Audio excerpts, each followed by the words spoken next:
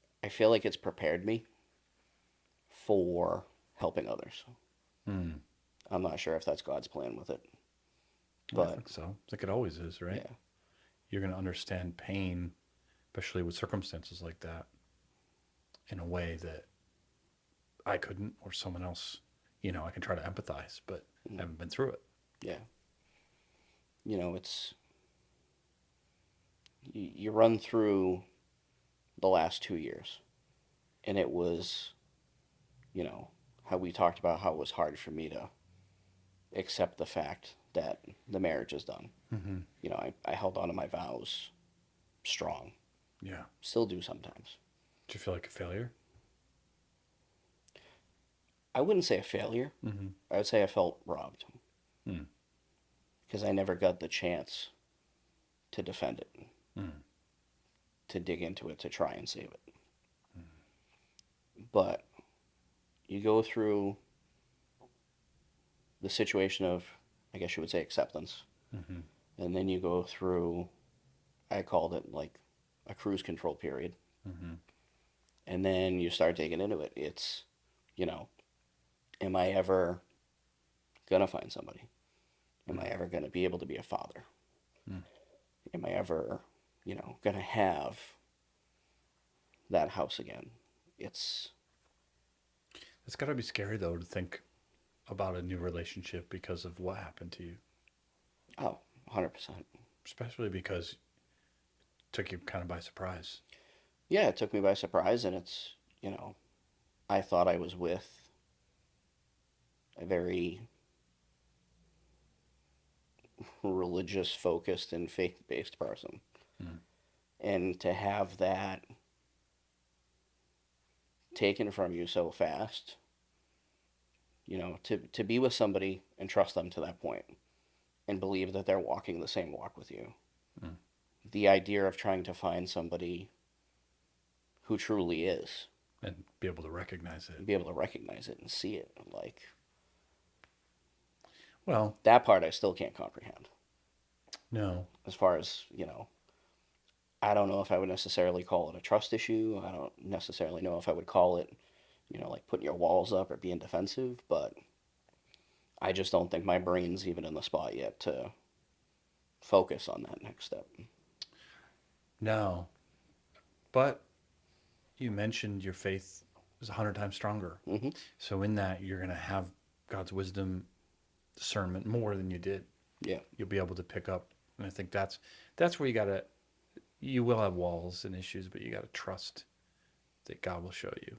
And Hmm. just, yeah, you're going to not take everything for face value. And that's going to be a good thing and sometimes not a good thing. Yeah. Trust issues. But I think that's where you got to lean on the Lord completely and just like, is this legit, Lord? Yeah. you know, because the last thing anyone wants to do is go through that pain again. Some people do. Can't even think about it, to be honest with you. No, Like comprehending it. right? And I know deep down inside that if I was ever in a situation with that depth of pain again, even not that situation, but something else, I know he'll be there with me through it. Yeah, Like, I yeah, feel like this is also kind of prepared me for, future trials, yeah. future bad situations. Hmm. This past 3 months, losing one of my best friends Yeah, to cancer, my age, yeah. it's God was there for that too. Mm.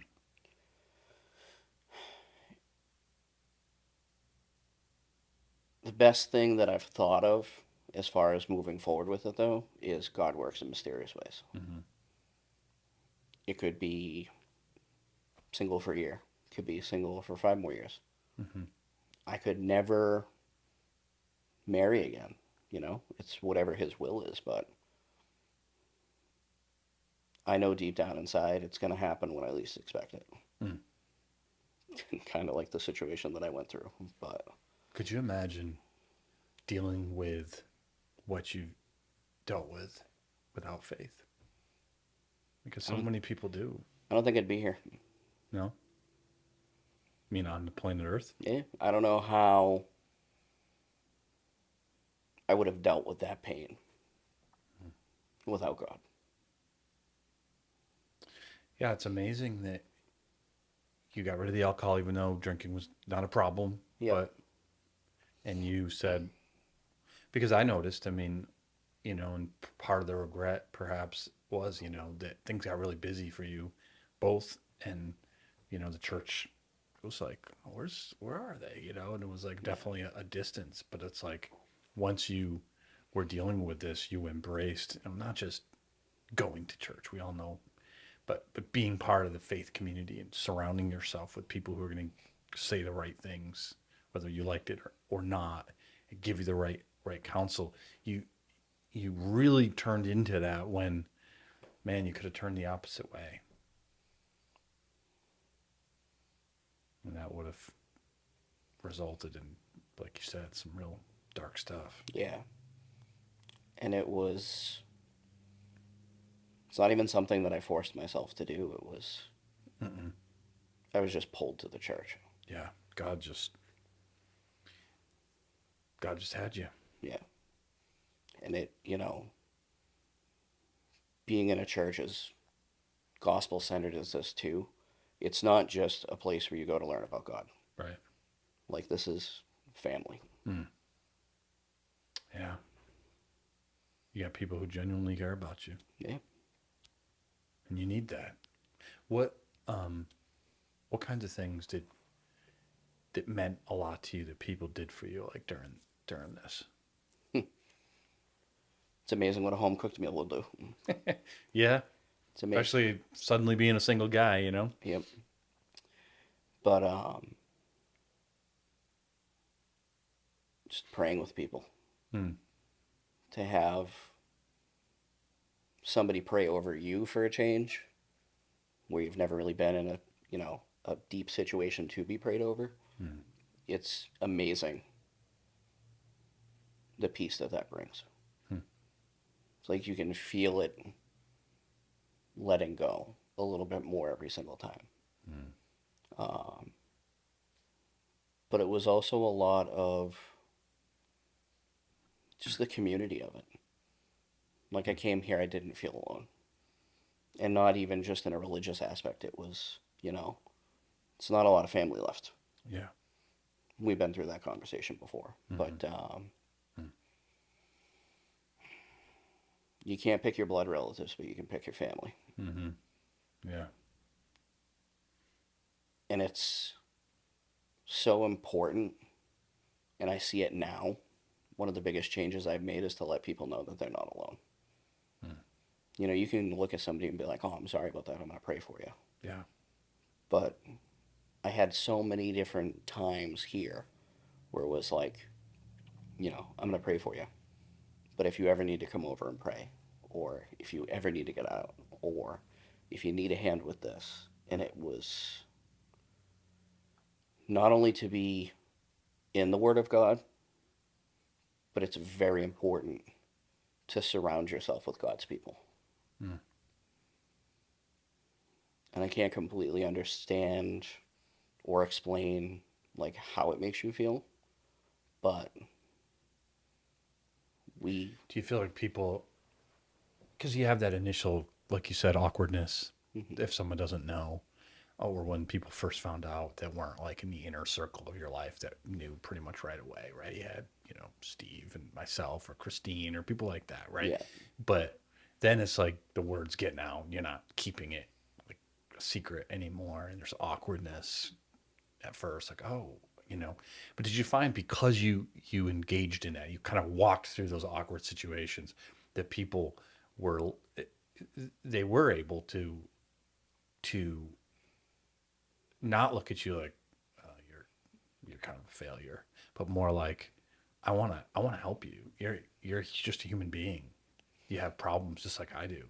yeah. I would definitely say 100% on that. Yeah. And it was surprisingly enough one of the worries that I had with tackling the phase of, people knowing and having to answer those questions Not once did I ever feel like somebody was looking at me like a failure, Yeah. which was one of my biggest, I wouldn't say fears, but at the same time, it's always in the back of your head. It's like, will they lose trust? Yeah. Not only in you, but, because you couldn't make it through it, are they not going to be able to trust to come to me when they need help now? Mm. And I feel like people.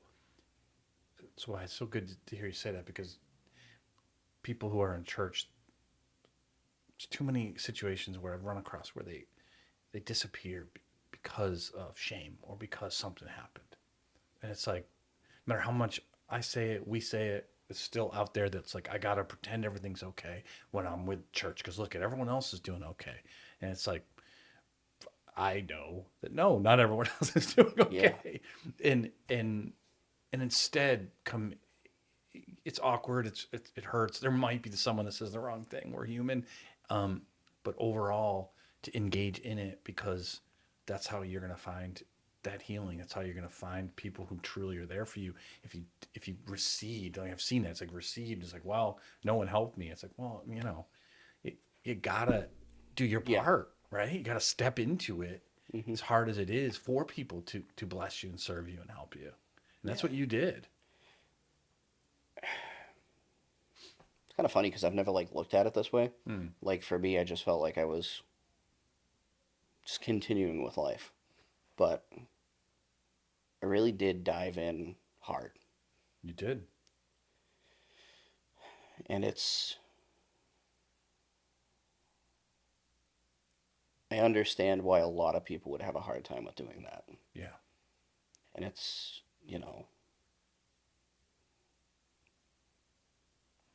the hardest step of it all was just asking somebody for help.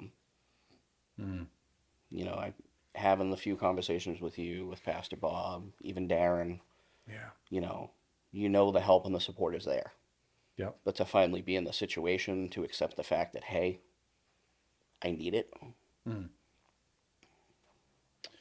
that's a big step.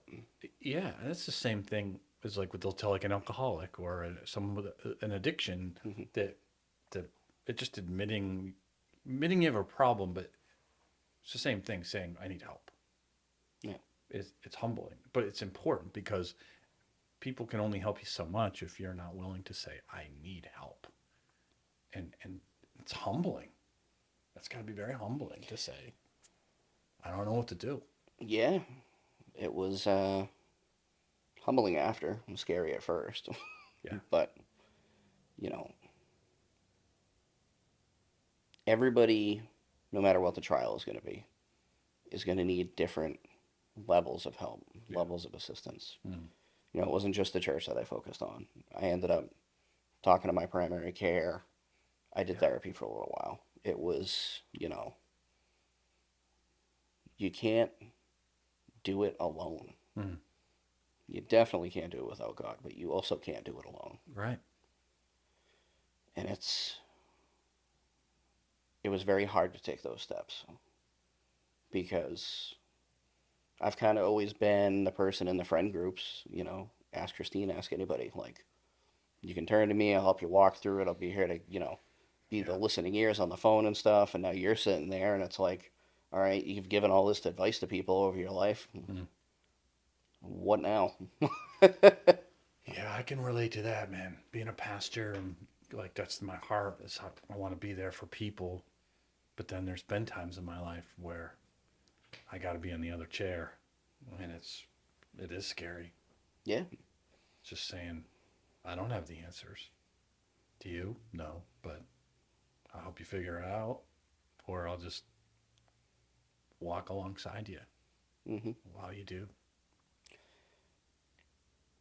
And while you say the word humbling, I guess the other aspect of it that kind of changed me a little bit, kind of being that person that, people could always talk to and stuff.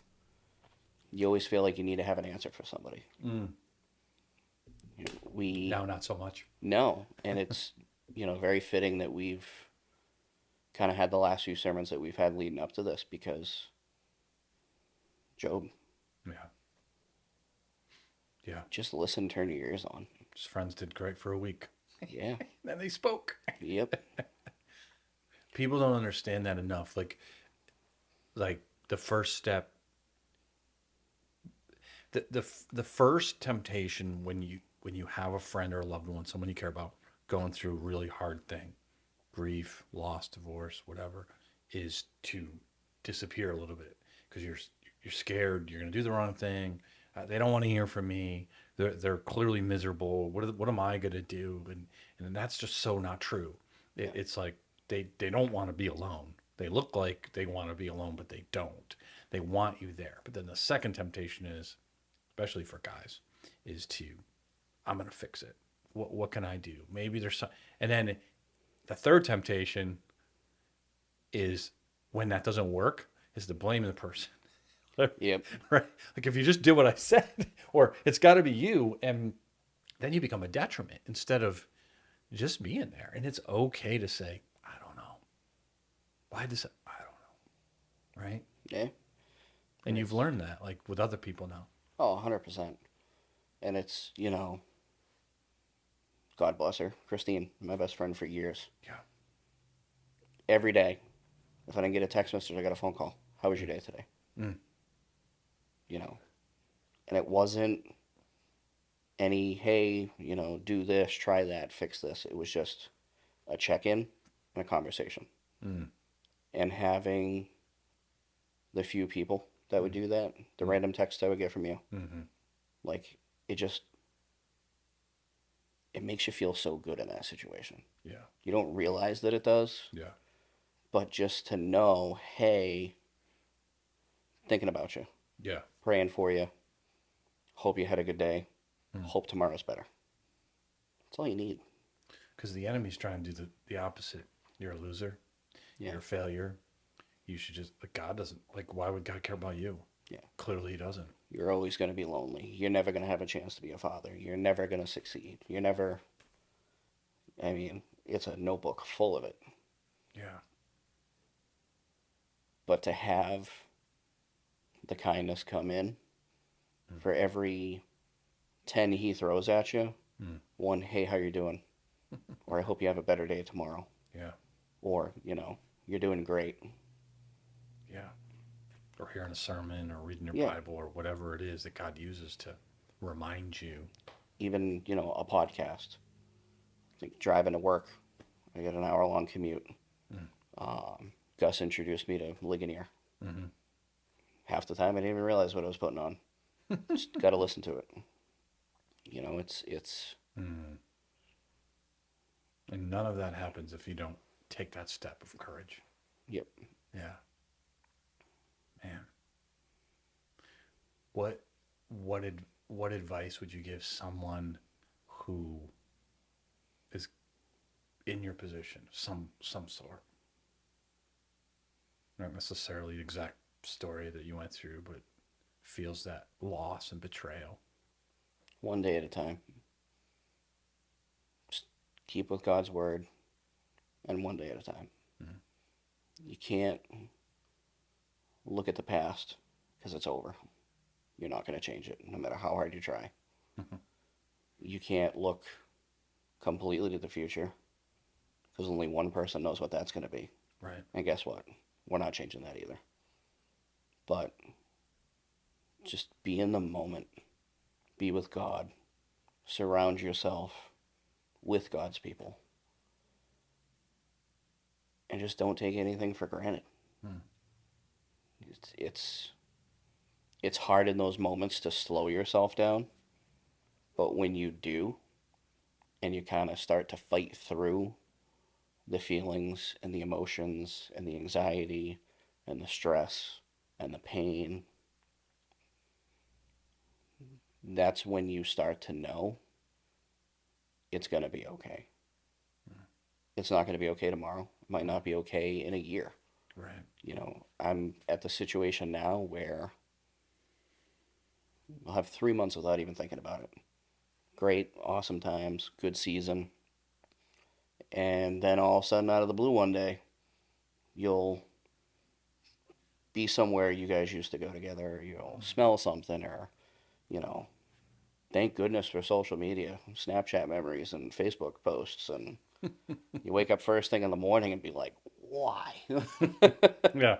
You want to look at this. I do not. You don't just have to accept what it is and accept that it happened, but you also have to accept and realize that it's never going to go away. Mm-hmm. It's always going to be there. It's a part of you now. It's a scar. Scar. It's a good way to put it. Might lighten, might forget about it for a while, but it's there. Yeah, it's there. It will go away someday, but not in this life. But the one thing I can say and I trust is it's there for a reason. Mm-hmm. I don't know why. I may never. Have you had completely any understand. indication? Have you seen? Yeah, I know it's still only a couple of years, so Not completely. yeah. No, it's, Besides, obviously, your faith growing. faith has grown quite a bit. You find yourself saying, "All right, God, I want my faith to grow without such a dark trap." Well, we don't have a choice in that. But, Yeah, I know. I always say that. God, You why know. can't I grow when times are good? And Yeah. he's like, "Well, that's on you." Yeah. I'm like, I know, but why not? You grow a little bit then, but these are You the do. times you grow a lot. Mm. And it's, we've been through the conversations on how I helped my grandparents at home in hospice. Yeah. And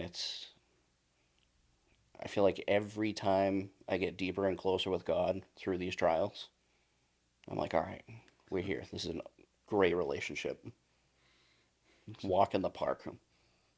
Then he'll be like, Another level. "Mm, next flight of stairs." But you're going up. Not Yeah. down. I hope it's going. It feels like it's going up. Yeah. But it hurts sometimes going up too. Hurts a lot. Yeah. Yeah. What would you say to someone who has a loved one that's going through it?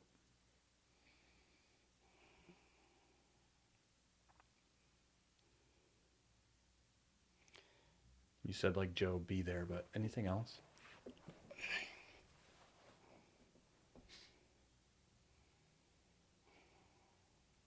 It's kind of a tough one.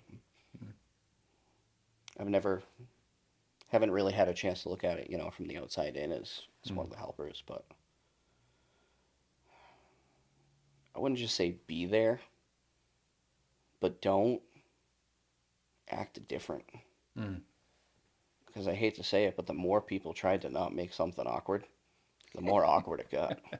Yeah, that's Like- usually how it works. Like, obviously, if you get invited to a wedding, Mm. it's going to be awkward. Mhm. Kids' birthday parties, Mm-hmm. it could be awkward. Yeah. Engagement parties, it could be awkward. And it was through the divorce, it was like just one of those after another, after another, after another. I feel like I went to like 2 or 3 engagement parties in the first 6 months. I ended up going to my best friend's wedding in Cancun within a year. I got 2 more wedding invitations on the fridge. What's the deal Don't- with engagement parties? So do we need to have an engagement party? Having a party that you're going to get married? Why not? It's a reason to celebrate. It is. It is. Do you bring someone a gift for an engagement party? I mean, I don't. Yeah, I wouldn't either. Yeah. Like, I want to see the vows before I give you a gift. Yeah. Yeah, but it's like you said, it's painful for you, and then it could be awkward for other people. Like, wedding, huh? But you just like, just be you. Yeah, the world's going to turn. Yeah. Don't change it. Just be you. Be authentic. Mm. Because whether people realized it or not, like I can obviously tell when you guys are walking on eggshells Yeah. around me, and that pushes you back. Right.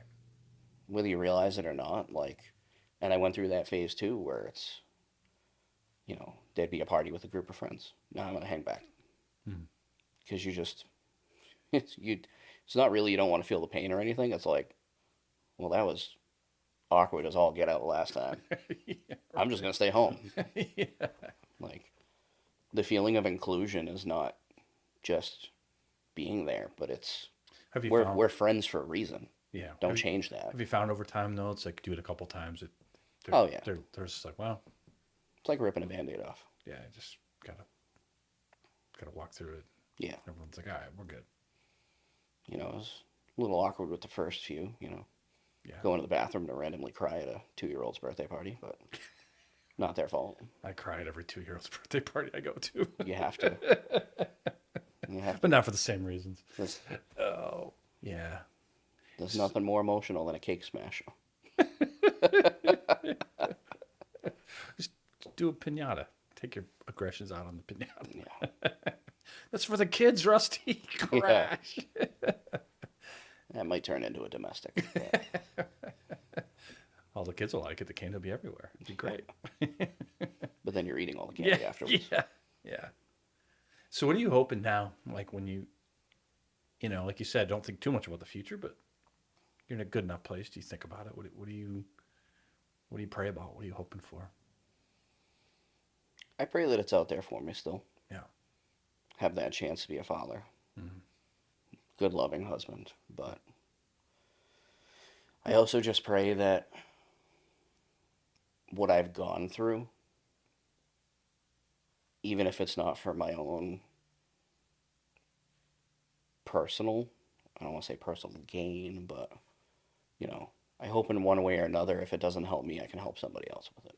Mm. Well, it's amazing when you were describing what to do, when you were describing, when I asked you what advice would you give to someone in your position, you were just the one day at a time, to not look back, can't change it. All of that you were saying. I was thinking to myself, this could be advice to anybody in any trial. Oh, 100%. And so you'll be able to have compassion in a way that nobody else can when it's that specific situation. Mm. But that same counsel can be used for someone who's lost someone they love, or failed at something, dropped out of school, or whatever it is. That's the kind of counsel that it's the same thing. Like, you can't go back, you can't change it. Don't get too scared about the future. One day, all of that. You have and will be used by God in this. Who wants to listen to some young pup that doesn't know anything about life? Yeah. Someone who has the scars. That's who you want to listen to.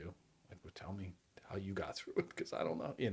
Not the war story that I wanted, but no, there's no war stories you want. It's every level of a trial is going to be different. Every situation is going to be different. Every pain is going to be different. Every depression is going to be different. But it all comes down to the same thing. You can't do it without God. Yeah. You can't do it without Christ. You can't do it without the cross. That through this whole situation, to walk into the worship center every time I do and see that cross above the stage, it's always meant something, and it's always been a symbol. Yeah. But now I almost feel like, not that I've earned some of the blood that was spilled on that cross, but I understand it. On a different level. Yeah.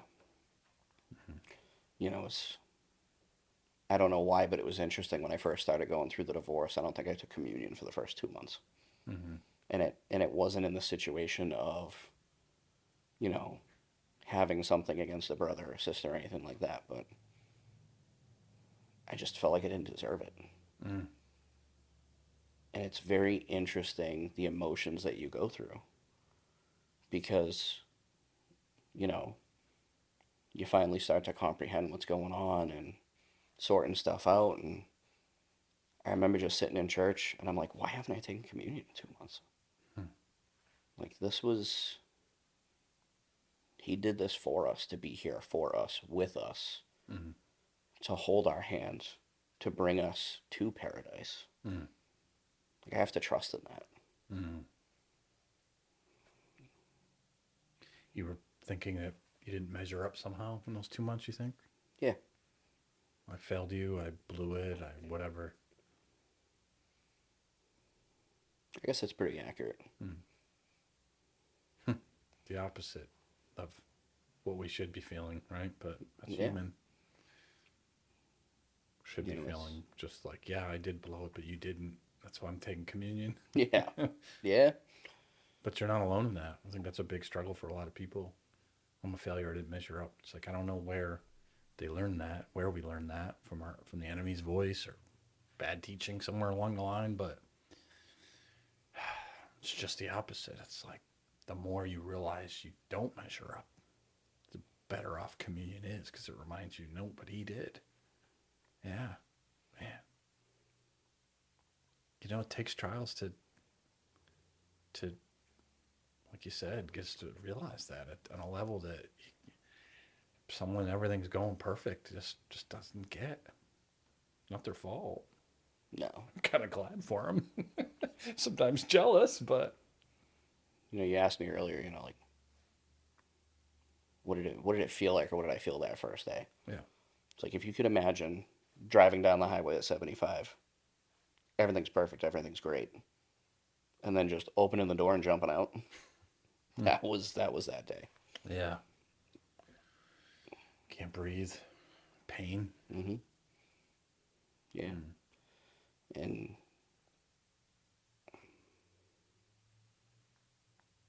What are some things you think you still need to heal? there's definitely still a lot of the trust issues, Mm. and I feel like that's not going to go away anytime soon. Mm. Um, Do the trust issues come up in other relationships, coworkers, friends, or does he think it'll just be no, I like, don't think so. yeah, be the I most think it's intimate of relationships yeah, for you to get into again? yeah. Yeah. And like I said, you know, it was a different depth for me because you're in a relationship with somebody who seems to be so faith based and driven. And then you go through that divorce Mm. where, I mean, she wouldn't even talk with you on a one on one basis. Mm. To, you know, just to see somebody just walk away from it Yeah. in Scary. what seems to be the most non religious way possible. Right. When all you saw in that person was religion and the same faith and the same ideals. Mm. That's going to be, I think, an open scar for a while. Yeah. And I think the only thing that's going to heal that is time Mm. and experience. Mm. Which is So scary. it's not like I'm going to wake up someday and this magical relationship's just going to be in front of me. It's going to be, there's going to be bumps in the road. There always is. You're going to need a Disney film for that, right? No, Yeah. I think Disney and Hallmark would have to battle over this one. Yeah, right. Open a With my, logging business or something and put on some put on some flannel and grow a nice big beard, and some woman will come out of the woods and be like, "I'm lost," and that's Hallmark for you. yeah, yeah. And then in the back of your head, you know that Steven Spielberg's probably directing it. Don't get her wet. What was the Gremlins? Don't Yep. something. It's gonna turn into eat you alive. Yep. Yeah, well, that's the scars, right? Like you learn from them, but it also it makes you wary at least for a while. I remember when someone came into my lane. I was driving on the Mass Pike in the fast lane. They didn't hit me because I swerved and I lost control and I hit the guardrail and that car just kept on going. I was fine and I could even drive home. My car was a disaster, but for a couple of years after that, still to this day, sometimes not nearly as much. Driving, especially if I'm in the fast lane or if a car's on my right, it's like, are they coming into my lane? Are they coming into my lane? I think they're coming into my lane, or if I'm a Yeah. passenger, or it's just, it's like PTSD, right? Yeah, it's core memory. Yeah. So the same thing, but in a far worse way, is going to, is it coming into my lane? Is it going to happen? Yeah, I rather would have taken a guardrail. Yeah, of course. Take a guardrail, see how it goes. But the point is, time will, inexperience will win out. but most importantly, trusting God. You know, it's like in the great prayer series that I did a few years ago, that Jehoshaphat, when the armies were coming and they just didn't look good at all. And his prayer was, we don't know what to do, but our eyes are on you. We don't know what to do, but our eyes are on you. And it's like, man, that's the best prayer, because you're just like, oh, it ain't me. I don't got to do it. I can't do it, but he's going to do it. I don't know And, how, but he's going to do it. and it's easy for me to say this all now too, because I'm almost 2 years into it, and I'm coming out on the backside of it, and he did do it. Yeah. Well, I know what you mean, but easy. I don't know if I'd use that word, but Yeah, it's not easy for you to say. You've earned the right to say it. yeah, it's when you're in the trial, it's the hardest thing in the world to understand that it's going to be okay. Oh yeah.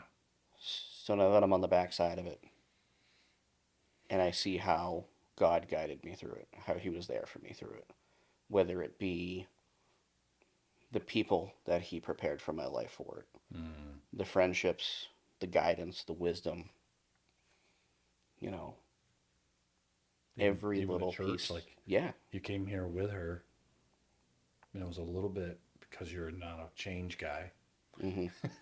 yeah, Because of your background and your childhood and everything, it was like loyal. This is what it is. So it was a big adjustment for you, and it's like, but if God hadn't done that, the singing was weird at first. yeah, oh, we got weird singers.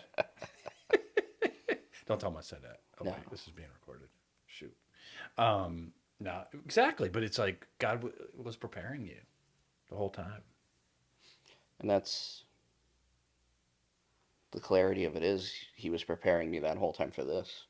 Yeah. But through this whole time, He's still preparing me for what comes next. Yeah. And it's, you could drive yourself crazy praying for that perfect marriage or the perfect future or having that perfect family. But I've realized to just pray for another good day. And enjoy what God has for you today. Yeah. And even in that aspect, I mean, there's plenty of days where it's like, Yeah, you get those why moments. of course. But Probably not being honest if you don't. yeah, it's Yeah. it's You know what? I think as you said that about the perfect life and all that, I think the problem, and I run into this too, was like I'm scared that God isn't going to do it the way I want him to do it. And the fact of the matter is, he often doesn't. And it's the perception the perspective you want is, well, I actually want what God wants. And that's scary, because it's going to be different than what I think is the right plan. yeah, Not always, but often. And and, and can I say, well, then this is better? In your case, it's it's not that it's better, because is it God's plan for someone to do what Lauren did? No. But he'll use it for good, and he'll make it better. yeah, Our hope is for her as well, that that there's a future for her, that she sees that. And forgiving her must have been incredibly freeing, it was. because it's a lot of baggage. It was, and it still is. Yeah. Because it's not, like you said, it's not a one size fits all forgiveness. Mm. If she were to not come back to you necessarily to re-engage the marriage, if she were to come back and say, I want to be friends, and I'm happy now. I'm trusting in the Lord. And by the way, here's my fiance who also loves the Lord. Something like that. How do you think you'd be able to take that?